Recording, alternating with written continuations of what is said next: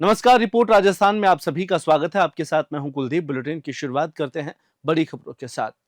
Shri Ramdas Rathi memorial trust के founder अध्यक्ष किशन राठी द्वारा लिखित अनकहे एहसास पुस्तक का विमोचन बियानी गर्ल्स कॉलेज में किया गया। शुक संप्रदाय पीठाधीश्वर अलबेली माथुरी शरण महाराज के सानिध्य में विधायक गोपाल शर्मा ने पुस्तक विमोचन किया। पुस्तक निःशुल्क वितरण की जाएगी। विमोचन समारोह में बियानी कॉलेज के डायरेक्टर डॉक्टर संजय बियानी, श्री माहेश्वरी समाज जयपुर के अध्यक्ष उम्मीदवार शांतिलाल जगेटिया और उमेश सोनी भी उपस्थित रहे।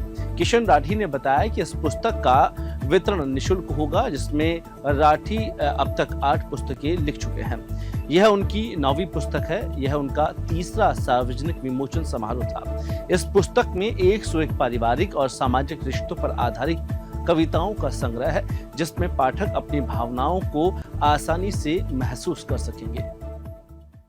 ये अन के एहसास जो मैंने 101 कविताओं का संग्रह आम लोगों के लिए लिखा है, वो विशेष रूप से मेरे पारिवारिक मित्रों और रिश्तेदारों के लिए है। इस किताब में मैंने चुनिंदा 101 कविताएं सिर्फ और सिर्फ परिवार के ऊपर लिखी है, पारिवारिक रिश्तों के ऊपर लिखी है। मेरी पत्नी इस किताब की प्रेरणा स्रोत है। ये मेरा 9वां संस्करण है, जिसको मैं स्टेज के ऊपर विमोचन कराने का प्रयास कर रहा हूं। और श्री महाराज श्री अलबेली शरण जी एवं विधायक गोपाल जी शर्मा द्वारा इस पुस्तक का विमोचन किया जाएगा। मैं Kishan Rathi Shri Ramdas Rathi memorial trust of Jaipur का फाउंडर अध्यक्ष एंड ट्रस्टी हूं और कई संस्थाओं से जुड़ा हुआ हूं। बौली निवाई में पूर्व विधायक प्रशांत बैरवा के खिलाफ मजदूरी न देने के मुद्दे को लेकर मजदूरों ने उपखंड कार्यालय बौली पर धरना प्रदर्शन किया और जमकर नारेबाजी की। मजदूरों ने एसडीएम कार्यालय तक जुलूस निकाला और अपनी मांगों को लेकर ज्ञापन सौंपा। आज मजदूरों का एक बड़ा समूह बस स्टैंड से नारेबाजी करते हुए एसडीएम कार्यालय की ओर रवाना हुआ। इस दौरान मजदूरों ने पूर्व विधायक प्रशांत बैरवा के खिलाफ कई नारे लगाए। वे आरोप लगा रहे थे कि पूर्व विधायक ने तय की गई मजदूरी नहीं दी है, जिससे मजदूरों को आर्थिक कठिनाइयों का सामना करना पड़ रहा है। इसके बाद मजदूरों ने एसडीएम को एक ज्ञापन सौंपते हुए मजदूरी दिलाने की मांग की है।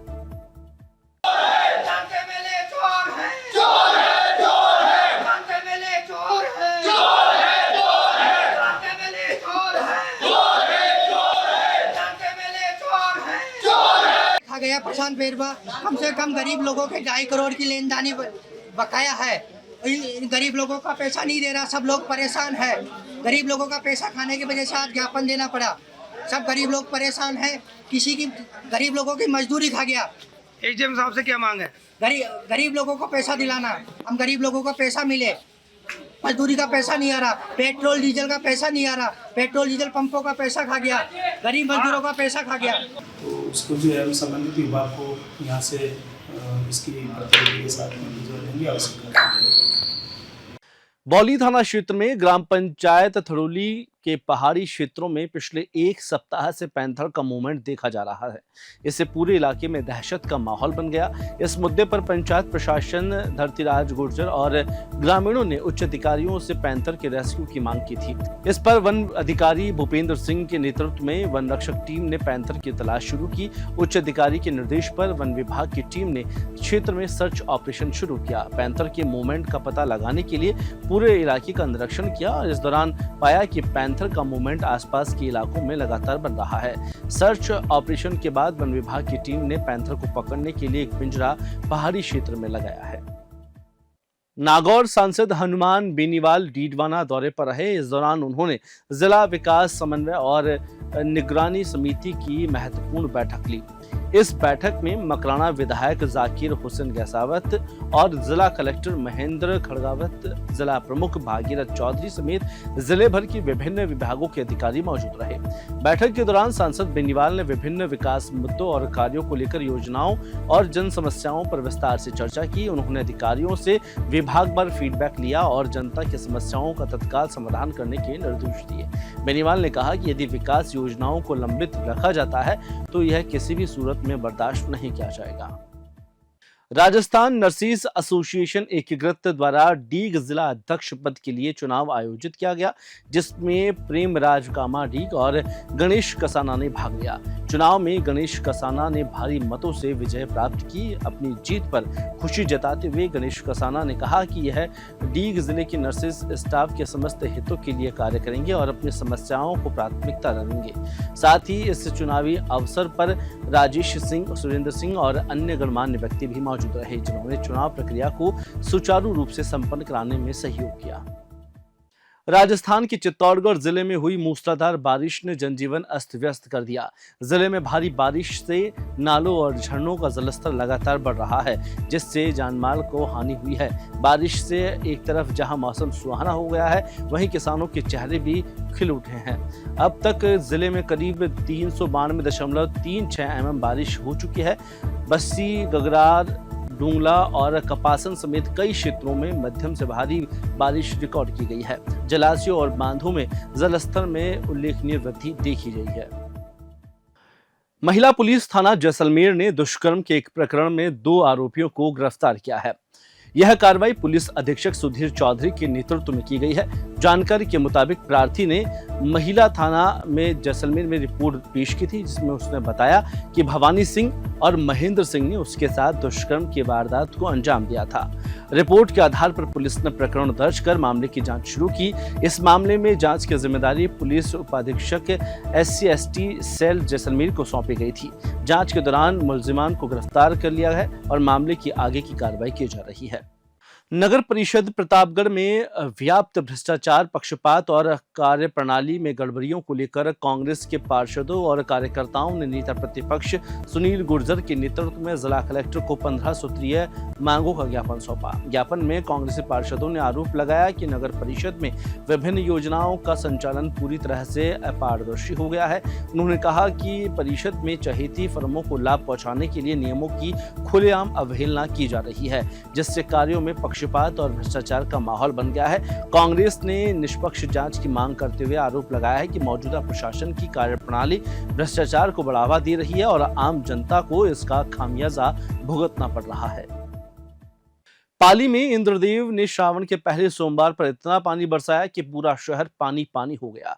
इंद्रदेव ने पाली शहर में बीते 48 घंटों में 12 इंच की बारिश कर दी। हालांकि इसके बाद बरसात का दौर थम गया, लेकिन धूप छांव की स्थिति बनी हुई है। वहीं शाम को एक बार फिर से बदली और तेज हवा के साथ झमाझम बरसात हुई। पूरे इलाके में बूंदाबांदी और बरसात का दौर रात भर जारी रहा। पाली में लगातार बारिश के चलते बाढ़ जैसे हालात हो गए हैं, और जिसका जायजा लेने के लिए जिला कलेक्टर और SP ने दोनों ने शहर का भ्रमण किया। ट्रैक्टर पर चढ़कर दोनों अधिकारियों ने भारी जलभराव को देखते हुए यहां पर दौरा किया और भारी बरसात के चलते जिला कलेक्टर ने आदेश दिए हैं। मंगलवार को पाली जिले में सरकारी और निजी स्कूलों की छुट्टी घोषित की गई है। हर साल बाढ़ घर में 4-4, 5-5 फुट पानी भरी जाता है। दिक्कत आती है, बच्चे छोटे-छोटे बच्चे हैं हमारे, बहुत बड़ा कोई सहायता करने वाला कोई नहीं है। इधर कोई सहायता करने वाला नहीं है। क्या नाम है आपका? लीला देवी। पहले 3 दिन तक पानी भरा रहा, पहले बाढ़ आई जब। सिरोही जिले के राजपुरा गांव में केंद्रीय इस्पात और भारी उद्योग राज्य मंत्री भूपति राजू श्रीनिवास वर्मा ने जल जीवन मिशन के कार्यों का निरीक्षण किया। दौरे के दौरान ग्रामीणों ने मंत्री को ज्ञापन सौंपकर ठेकेदारों द्वारा कार्य में बरती गई लापरवाही की शिकायत की। ग्रामीणों ने बताया कि ठेकेदार ने पाइपलाइन को नालियों के नीचे डाल दिया है, जिससे गाँव के अधिकांश सड़कों और नालियों को तोड़ दिया गया है। अधूरा कार्य छोड़कर ठेकेदार मौके से नदारद हो गया है और वर्तमान में पूरे गाँव में कीचड़, गड्ढे और अव्यवस्था का माहौल बना हुआ है। ग्रामीणों ने बताया कि जलदाय विभाग को कई बार अवगत कराने के बावजूद समस्या का कोई समाधान नहीं हुआ है। आज भी हालात जस के तस बने हुए हैं। सिरोही जिले के भारजा गांव में राजकीय भूमि पर अवैध अतिक्रमण को लेकर ग्रामीणों ने जबरदस्त आक्रोश देखा गया, जहां पर गांव के मुख्य चौराहा पर सैकड़ों की संख्या में ग्रामीण एकत्रित हुए और अतिक्रमण हटाने की मांग को लेकर प्रशासन के खिलाफ नारेबाजी और प्रदर्शन किए।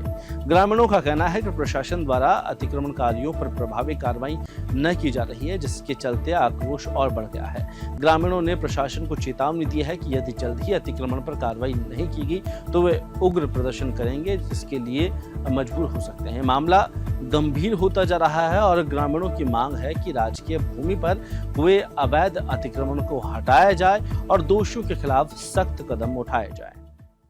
बारां जिले के बरूनी में राजकीय उच्च माध्यमिक विद्यालय के लिए जाने वाले रास्तों की स्थिति अत्यधिक खराब हो चुकी है, जिससे छात्रों को रोजाना कठिनाइयों का सामना करना पड़ रहा है। जहां पर गड्ढों में भरी हुई सड़कें न केवल बच्चों के लिए खतरा बनी हुई है, बल्कि इन गड्ढों में गिरने के कारण उनके कपड़े और किताबें भी खराब हो जाती है। बच्चों और उनके अभिभावकों ने शासन प्रशासन से अपील की है कि स्कूल जाने वाले रास्तों की मरम्मत और सुधार किया जाए, ताकि बच्चों को सुरक्षित और सुविधाजनक यात्रा का अनुभव हो सके। यह स्थिति बच्चों की सुरक्षा और शिक्षा में भी रुकावट डाल रही है, जिससे मानसिक और शारीरिक स्वास्थ्य पर भी प्रतिकूल प्रभाव पड़ रहा है। फिलहाल इस बुलेटिन में इतना ही। मुझे दीजिए इजाजत। नमस्कार।